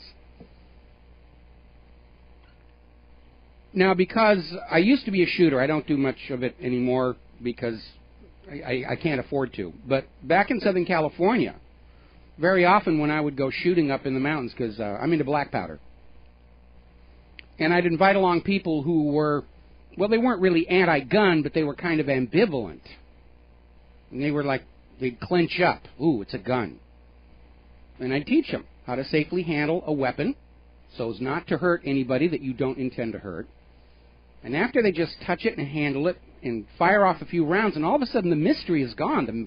The fear is gone. It's just another tool to do what needs to be done. Varminting the garden, putting food on the table, or just having fun, hitting the 10 ring. So for those of you out there who are shooters, and you've got friends who are sort of on the fence about guns and everything, it's a good time to invite them out to the gun range. And always emphasize safe handling of the weapon. We used to actually have government-funded programs in this country to teach young people how to handle weapons. Because under U.S. law, all able-bodied Americans are the unorganized militia. We used to be a lot more like Switzerland, where everybody had a gun and everybody knew how to use it. And one of the reasons in World War II that Japan never planned to invade the continental United States was their awareness that every American was armed and knew how to use that weapon. And they were not going to go up against that. We have a caller on the line, Ted in Georgia. Aloha, Ted. Welcome to the show. What's on your mind? Hi, Mike. It came to my attention recently from a friend in Atlanta area that was repeatedly announced on local radio that Georgia Tech, which is located in Atlanta, has a government contract to build autonomous drones. Mm-hmm. And some of the students are protesting. Do you have anything on that? Well, the government is handing out a lot of grants to a lot of universities to develop drone technology, and there's actually been work on autonomous self-piloting drones for quite some time. I remember seeing a video where they had something like 20 of these little micro drones that were able to detect the other drones near them, and they were flying in these geometric patterns to sort of demonstrate the technology. But I think a lot of people are very upset about drones because it's simply another way of the government spying on us. There have already been several near misses with civil aviation. I understand now that I think it's Texas is considering a law that privately owned drones are now banned. Because, you know, you can go out to eBay and you can get your own little micro drone to play around with, like those little toy helicopters. Those are now going to be made illegal, and only the government and the police can have a drone peeking in your window watching your wife undress. Okay, well, thanks, Mike. I appreciate all you do, and I do support RBN. Well, thank you very much, and we're very grateful for your support. The issue of drones is a very, very complicated one. They are useful. They have legitimate uses for not only the government and the American people, for science, for surveying. I remember one of the weird stories that came out of the recent Colorado floods were that private researchers who were trying to map the damage from the flooding, especially relative to the fracking wells, they were ordered to take their drone down and get out.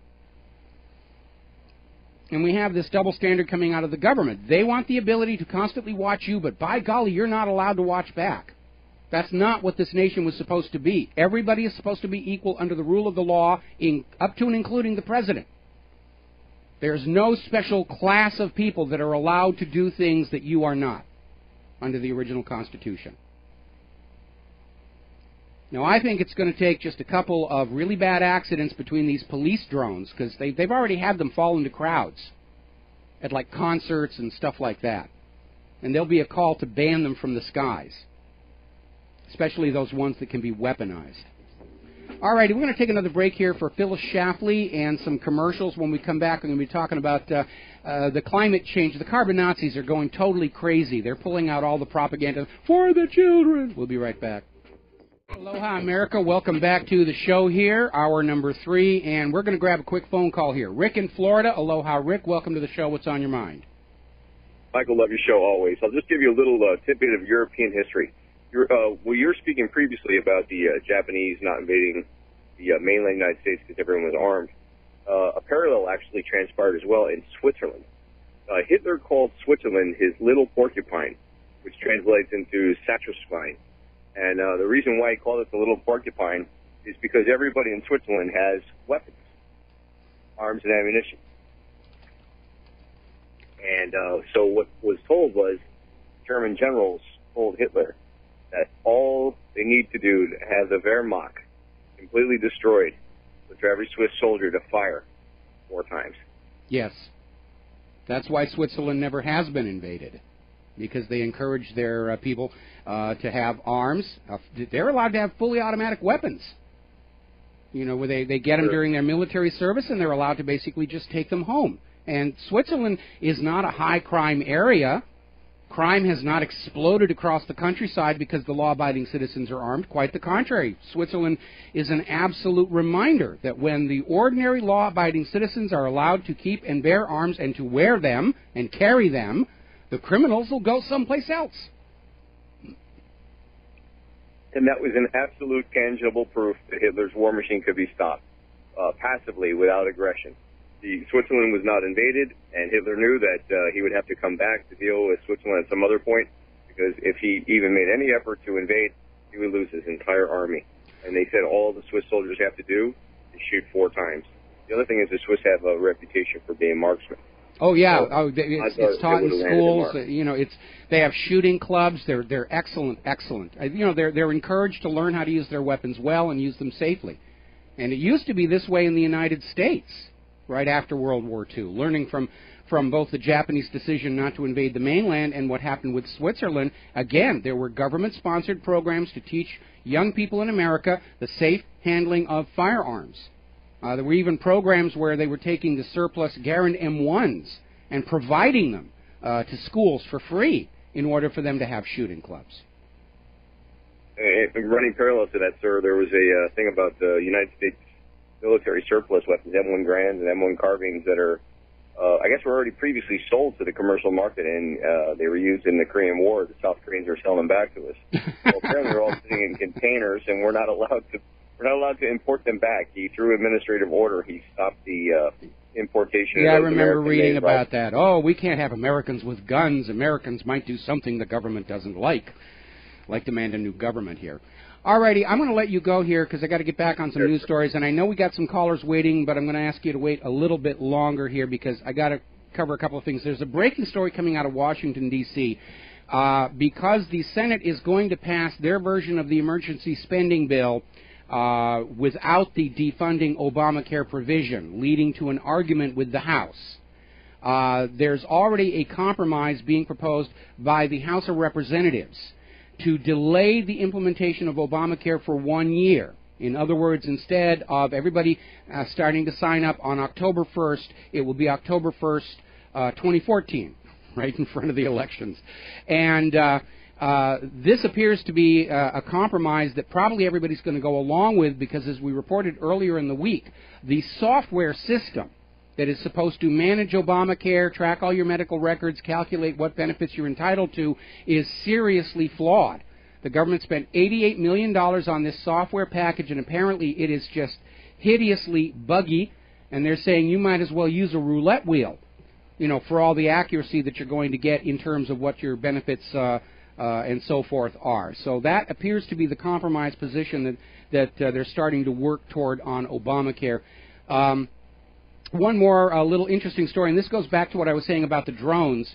Apparently, so many U.S. military drones have crashed near the city of Djibouti that the U.S. military is having to move their drone base because of complaints and concerns. These things are just falling out of the skies like crazy and crashing onto private property. And we've had a couple of them crash here in the United States as well.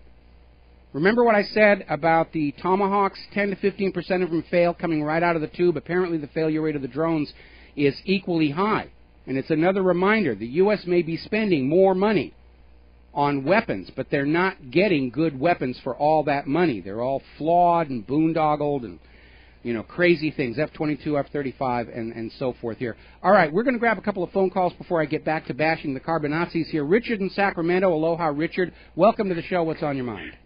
Aloha, Michael. Good to be on with you. You remember a show called The Outer Limits from the 60s? Oh, I was a huge fan of that, yes. Oh, I love those original stories. I think you even talked about Obit one time. Yes. Do you remember one called The Architects of Fear with Robert Culp? That was actually the pilot for the entire series. And yes, I remember it vividly. Yeah. Well, the plot was, for those that don't know it, very briefly, is that they wanted some sort of crisis to bring everybody together to focus their attention on solving this problem, and they would forget their differences. And I'm kind of wondering, Mike, if maybe everybody in the world is focusing on the United States as the enemy, and maybe they're bringing all these people together, these countries together for a new world order? Well, I know that there are certain factions that think a global government is a good idea as long as it has a global private central bank to go with it. But what I don't go along with this idea that there's some kind of master control over what's going on. I think the world is looking at the United States as a problem because the United States is a problem to the world. But in point of fact, in Architects of Fear, it was attempting to build a global government that led these scientists to create a faked outer space alien and a faked spacecraft. And the plan failed when the spacecraft landed in the wrong location and somebody shot the space alien. But believe it or not, the CIA actually undertook a planning program to actually see if they could sell the idea of an alien invasion as a uniting force for either the global government or at least for the United States. Obviously, they tossed that plan out. Nobody was going to go for it. But they do think along those lines. But yes, that original Outer Limits was an absolutely fabulous series. The redo of it, the relaunch of it, never really came up to the quality of stories and writing that the original one had. Oh, yeah, I just love those old stories. But, you know, I don't think the globalists really think that they're going to get America into a one-world government. We love freedom. We love our Constitution. We got too many guns we're not giving up. I think they've just written us off, and they're just trying to undermine us, get rid of us. I would challenge that because right now the push for a new world order is dependent on the United States military, which is the largest, most powerful military in the world.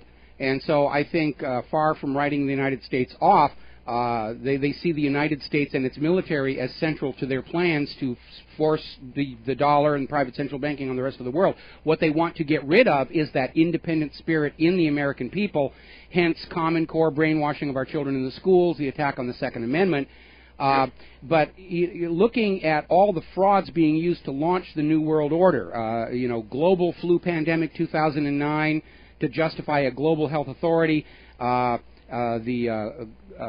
global warming to justify a global environmental authority. That one's already fizzled. And then, of course, a global financial collapse that would get everybody screaming for a global bank to make everything get better. And that one is also falling apart. And I'm absolutely adamantly opposed to a global government. It's a wonderfully romantic idea, but when you look at how the larger and more central a government becomes, the more it tends to dictatorship and tyranny, and a global government would be the worst tyranny in all of history. Well, I would just caution that when things collapse, don't think that they're not going to have a plan to step in with a one world centralized government. We're not just going to pick up the pieces and say this is what we want. No, we have to be ready to, with our own blueprint for the new America, to say you take your private bank and you get out of here. Got to let you go. Got to take a commercial break. Back with more phone calls. Aloha, America. Welcome back to the show. We're going to grab a couple more phone calls here. Tommy in Illinois. Aloha, Tommy. Welcome to the show. What's on your mind? Yeah, Michael, that video that you posted today on your site, never before seen footage of 9/11 will give you chills. Mm-hmm. Did you happen to see what was said at the 5-minute and 35-second mark? Refresh my memory. You know, I got to just get right to the point. There was a little girl there that said 2 Iranians got arrested. There was shooting, something to the fact that the police were shooting. We had to run. And then all of a sudden the guy goes, yeah, someone told me that there was this van or there was this truck. It was filled with explosives. Mm-hmm. And there was a big picture of the World Trade Centers painted on the side of it with airplanes. Yeah, we've got photos of that truck there, but it turned out that there were Israelis in that truck, which is why the story went away. And the claim that there were Iranians is that somebody was running around dressed in Arab clothing. I mean, the full chic outfit, which even Arabs don't dress like that in New York City.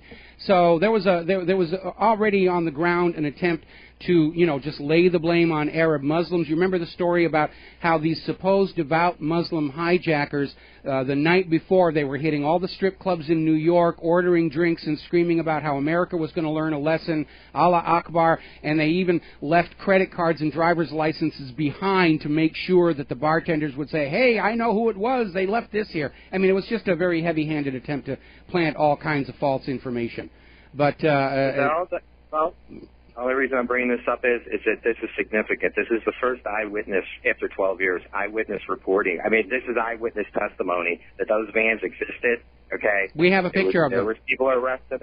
Yeah, we got pictures of them. I don't know if that's real, but I don't know if that picture's for real. Everybody says it's not. Maybe it is for real, but, Michael, just on a final note, I mean, this is the first time, have you ever seen any videos of actually eyewitnesses on the street right after those towers came down that actually reported this? Well, we've got a video of an eyewitness to the arrest of the dancing Israelis.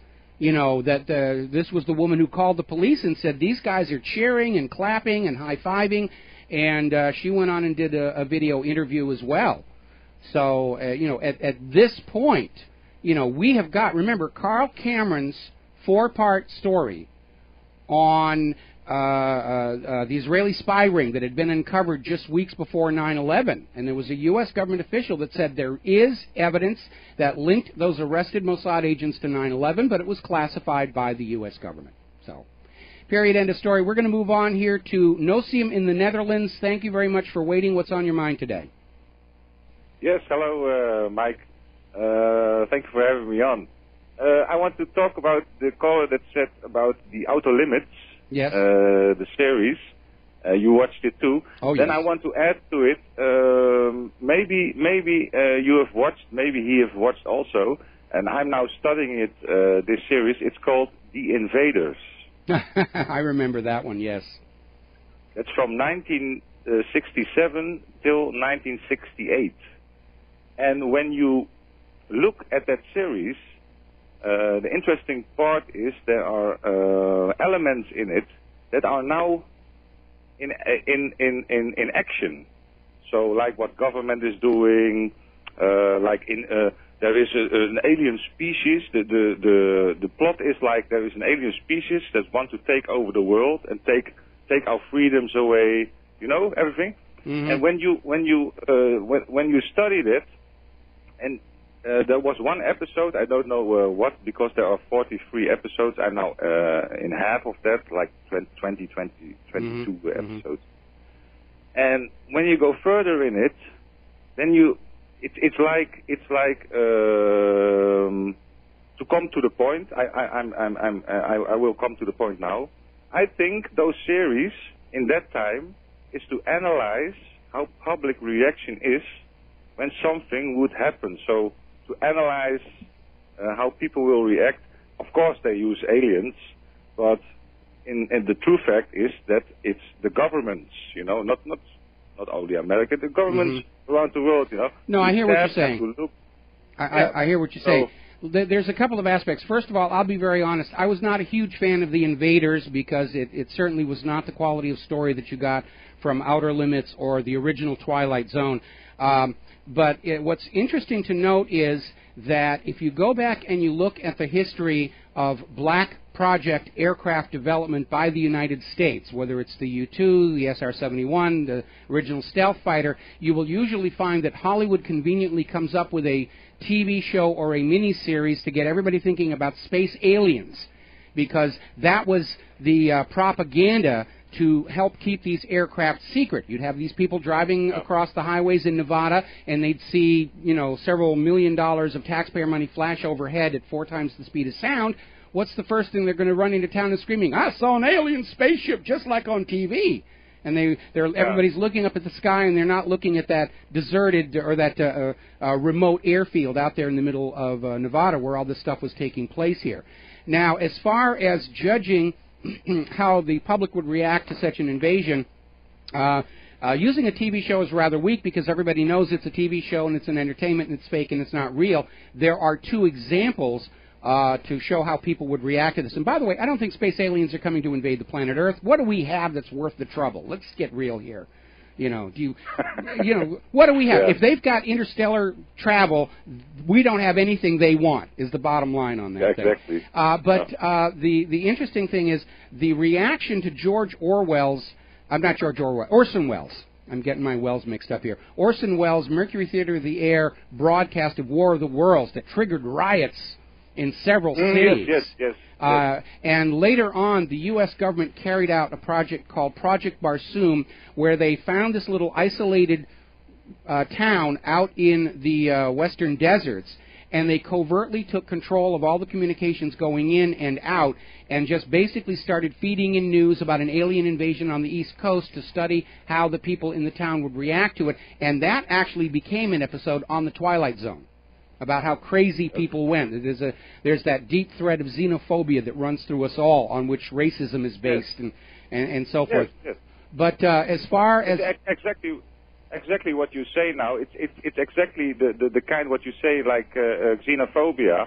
That is they are aliens, They are outsiders. So that is the program that has been told to you, or the people, just like you said, like the War of the Worlds. There were people jumping off buildings that in those years. Yeah, it did scare people. Yeah, they bought into it, and in all my years of working in the entertainment industry before I got into this sort of stuff, you always make sure that you let your audience know this is just an illusion, it's just a trick, and this is not real, because you don't ever want to blur the two. The credibility of the CBS media actually took a hit after the Orson Welles broadcast, even though Orson Welles' broadcast was clearly not part of the news department. So it's kind of a fickle situation. I'm going to let you go here and just sort of finish up on this whole idea. I've always had this weird question, and this comes out of working on all these various science fiction movies throughout the year. How come these space aliens who are landing on our Earth, which is certainly nothing like where they came from, and they've got all this advanced technology, and yet they walk out of the spaceship completely naked? Nobody's ever explained that one to me. Don't they need pockets? Anyway. All right, we're coming up here on a commercial break, and seriously, with all due respect to Professor Stephen Hawking and his saying that we should be very careful about advertising our presence here, an advanced alien civilization that has faster-than-light travel is not going to be interested in us. We don't have anything they're going to want. When you drive down the highway, do you stop and look at every single anthill that you pass? Same difference here. Got to take a break for commercials. We'll be right back. And aloha, America. Welcome back to the show. We're going to grab a couple more phone calls here. Jerry in Chicago, thank you very much for waiting all this time. And what's on your mind today?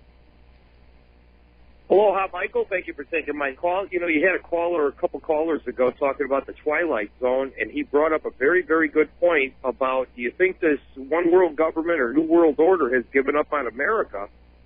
And I got to kind of agree, because about 8-9 years ago, I seen something on the History Channel or Discovery Channel about our infrastructure. 15 points of our infrastructure got a D- average. Now, we know that they're not putting any money into our infrastructure. And, you know, at the rate they're trying to poison you with the food and the water and the chemtrails in the air, oh, boy, and the bullets that they're loading up on, I think this guy might have hit it right on the head. Well, obviously, we're going to agree to disagree on that. The decay of our infrastructure is not unique to the United States of America. Every nation on Earth, with precious few exceptions, the infrastructure is being neglected, and it's because the money is being poured into the war machine to finish the conquest of the world. And as the U.S. military is central to the New World Order plan for conquest, they're not going to write that off. So, you know, they're using the military, and their attitude is, you know, we've got to put all the money and all the focus into the military, and we just don't have anything left over to actually take care of the people. They'll just wander off and muddle through somehow because, you know, we're going for this New World Order. But I think the plan for a New World Order and a global government is definitely starting to crumble. And remember, the whole point of the New World Order is solely to force the entire world onto a global version of the Federal Reserve, or to possibly expand the U.S. Federal Reserve to then be the global reserve, because it's all based on forcing the world to go back to using the dollar for all international trade and commerce. But the plan is definitely on the rocks. Countries are leaving the dollar faster than the U.S. can conquer them, and so I don't think they're going to achieve their aims. And again, I am adamantly opposed to a global government. I think this earth is better served by having 1,000 or 2,000 small, tiny countries each taking care of themselves and only uniting to deal with some kind of a common problem, like some nation deciding they're going to be ruler of the world and starting to launch wars. As we have seen from our own history, the more power becomes centralized, the more tyrannical and dictatorial those who take that power tend to become. And I don't want to see a global government, because inevitably it's going to attract the very worst of humanity to try and make themselves its ruler, to be king of the world, and all of you must work forever to pay rent to me because I own the planet. And I don't think it's going to work out. I think it's already falling apart. We're going to let you go here. I'm running out of time. I'm going to switch over to Ron in Fort Worth. Aloha, Ron. Welcome to the show. What's on your mind? Hello, Ron. How are you doing today, sir? Doing okay. I just got a question. We've been buying gold and silver all these years. I've been buying since, the early 80s. Mm-hmm. Okay? We're going to put our trust into what the elite right now are buying. The elite's buying up gold and silver at a record in these countries, these rogue countries like China and such, buying all this gold and silver. But we're going to put our trust in that. What's going to happen when it does fall apart? I mean, we've had the wool pulled over our eyes for 100 years now, fiat currency. Couldn't they do the same thing to the gold and silver and jack it up and make it just not worthless? It's worthless too, and we're sitting with a worthless bunch of metal. Well, the issue with gold and silver is that the value of that material is not under government and banker control. We have seen several efforts recently to hammer gold prices down. We know there's a lot of rigging to discourage people from selling their stocks and emptying their savings accounts and going into silver and gold. But the reality is, while the bankers and the government can always completely control that ink and paper, they can't control the worth of the silver and gold, because you decide what that's really worth. And the real danger that we're all facing is that this government will start to try and confiscate physical gold and silver from the people to prop up the banks. We already know that the New York Federal Reserve has played very fast and very loose with other countries' gold bullion. They don't actually have it to return. They accepted it for storage. They're charging a storage fee. Then they lease it out the back door to the gold traders, and now they can't get it back. Now, we know this government has already confiscated gold once before, back in 1933. There's no reason to think they're not considering doing that again, especially if the Federal Reserve starts getting more requests from foreign countries for the return of their gold bullion. And I think that's another reason why they're trying to take the guns, because they don't want the American people to have the ability to say no when they come for the gold. But that physical gold and physical silver, it is a wealth preserver. And as the paper currency collapses, sooner or later, all the rigging in the world is not going to be able to hold the price of silver and gold down, and it will explode upward. That was where I was kind of going with it, is the fact that they're trying to China's buying all this gold. Well, they're saying that China might be the next, keeper of all the wealth. Instead of the dollar being back worldwide, it'd be China that'd be backing it. So couldn't they manipulate it at that point in time or not?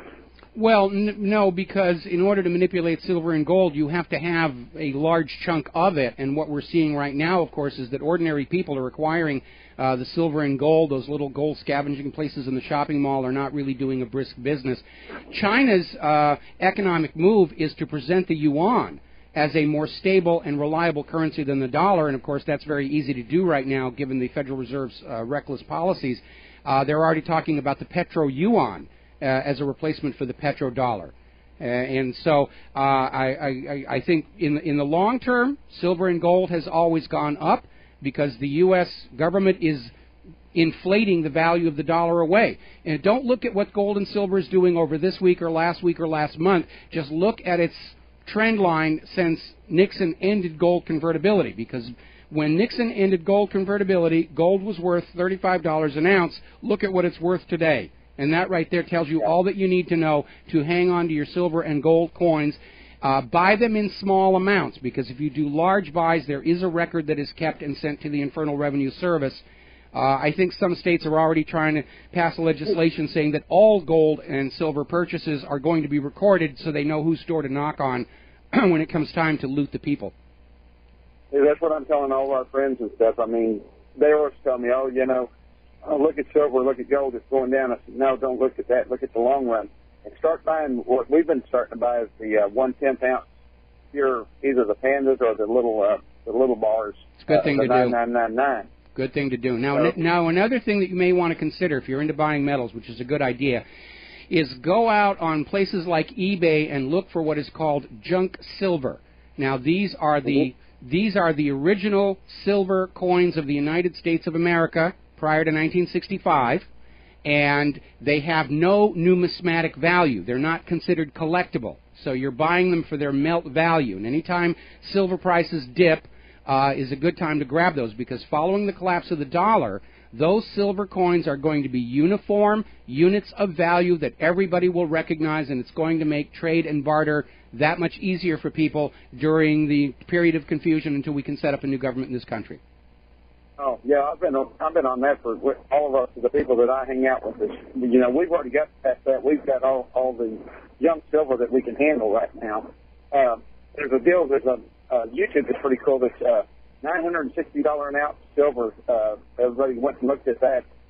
How one dime would feed and take care of your family for one day throughout all the way back to the Roman times, and it's pretty cool about that. So in the long run, physical silver and gold is going to hang on to its value against a currency that is already suffering reckless inflation. And the only reason we're not seeing as strong an inflationary effect from this $85 billion a month the Federal Reserve is pouring all over Wall Street is most of those Wall Street bankers are just taking that money and shoving it in their own pocket. And that's why the 1% is just skyrocketing in their net worth. It's just Federal Reserve prints it, they put it in their pocket, they balance out their ledgers and say, we're still looking good. But they're very, very much in denial. And, at this point, again, we know that the gold prices and silver prices are being subject to manipulation. They're trying to crush the prices down to spook people into selling so they can scarf it up at cheap prices and replace what was missing from the gold vaults. But, hang on to it, if for no other reason than to have it to leave to your children when you pass on. But at this point, you shouldn't be trusting the ink and paper. They overprint those gold futures contracts to artificially suppress gold prices, and then when the contracts come due, they're leasing other people's gold, trying to keep the scam going. But it's another pyramid, it's another reserve system, and when there's a real run on the gold, it's just going to go right through the roof. Okay? Yes, sir. All right, we got to let you go. We'll be back with the last segment of today's show after these. America, welcome back to the show here, and I'm going to put off the talk about global warming nonsense until tomorrow, other than that we're starting to see a flood of articles that are trying to recover the Carbonazi agenda in the face of the fact that the world just didn't get warmer in the last 15 years. We were reporting earlier about the preliminary version of the upcoming IPCC report was basically saying, yeah, the Earth hasn't gotten any warmer in the last 15 years. In fact, it's actually gotten colder. And all these governments and agencies that signed on to the global warming bandwagon were saying, you can't tell the people that. That'll give them reason to doubt us.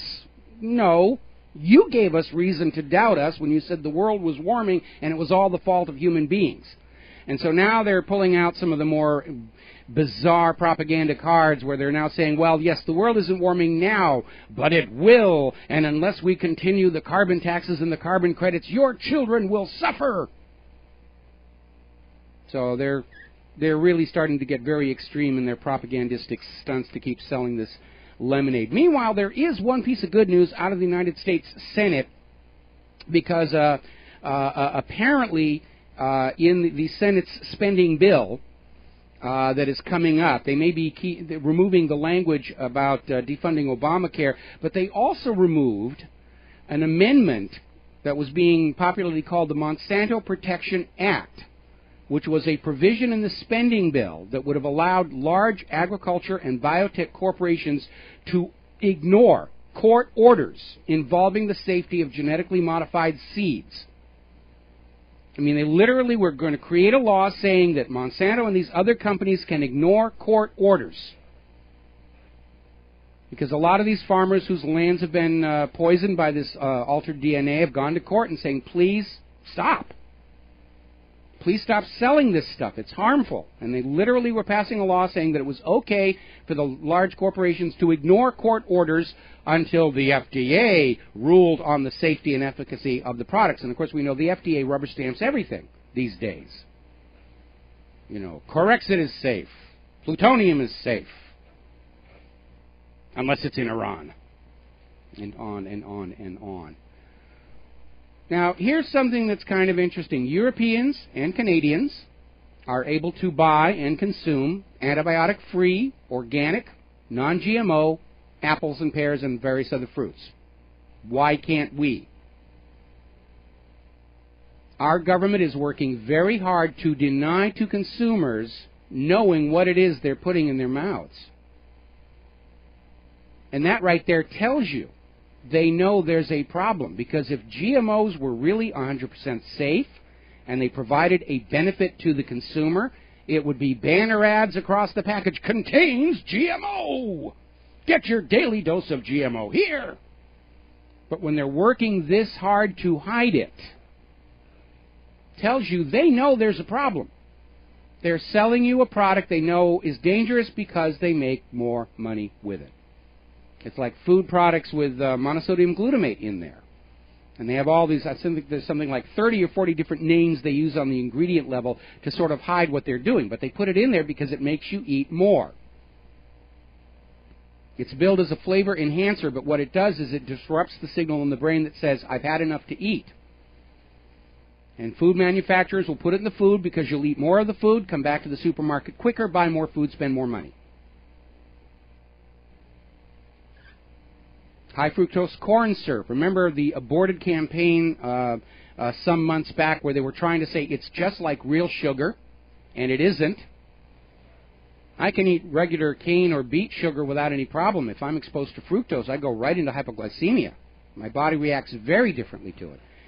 And they were trying to basically get permission to call it corn sugar to disguise what it was, but that kind of fizzled because consumers are aware now. The government and the corporate media are lying to you about everything, including what you eat, put into your body. Now, over at Fukushima, the news continues to be extraordinarily bad.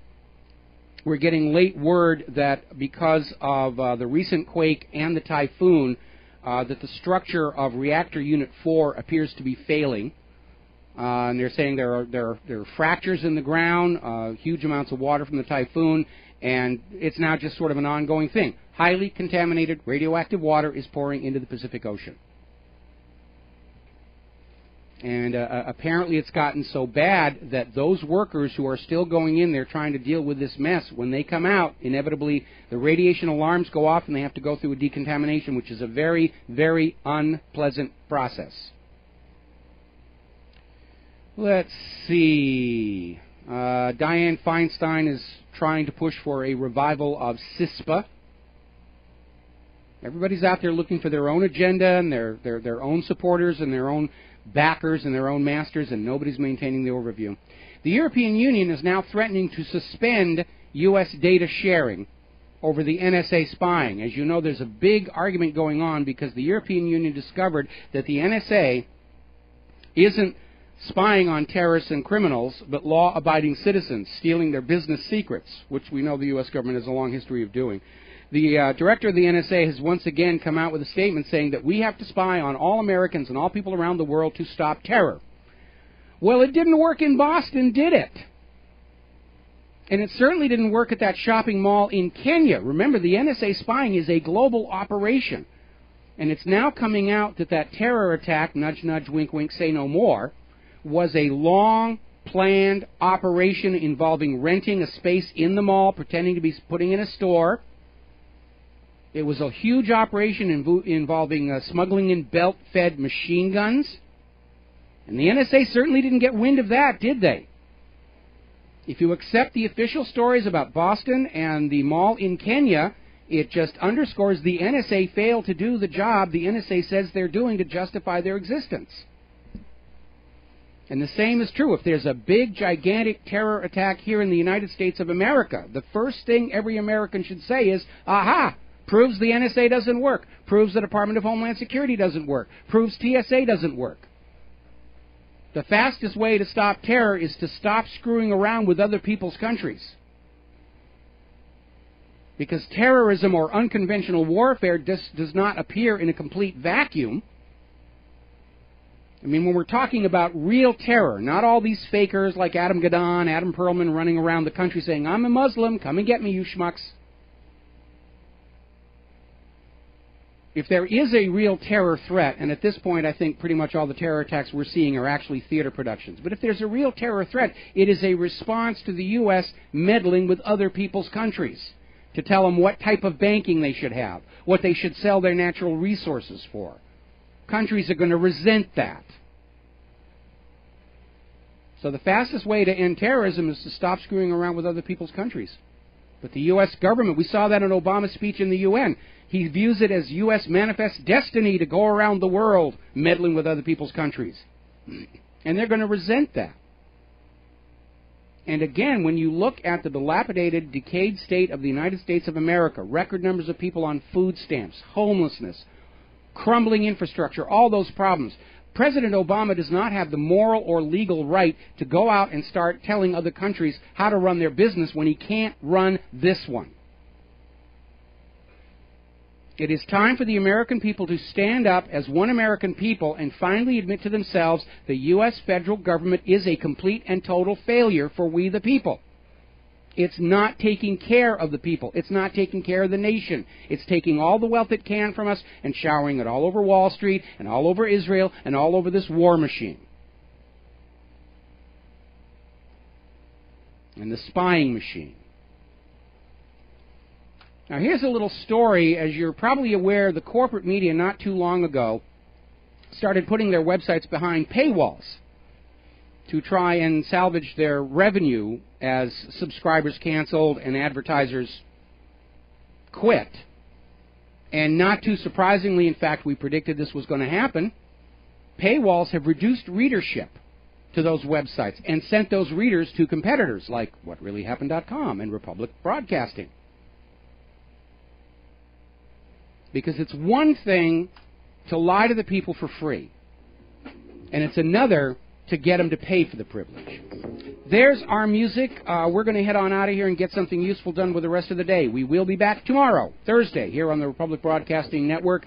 One more time, I know you're sick of me saying this, go to republicbroadcasting.org, hit that donate button. We are the People's Network, and we will be here only as long as you, the people, make it possible. Thank you very much for those of you who support our efforts out here. We'll be back tomorrow. Aloha, America.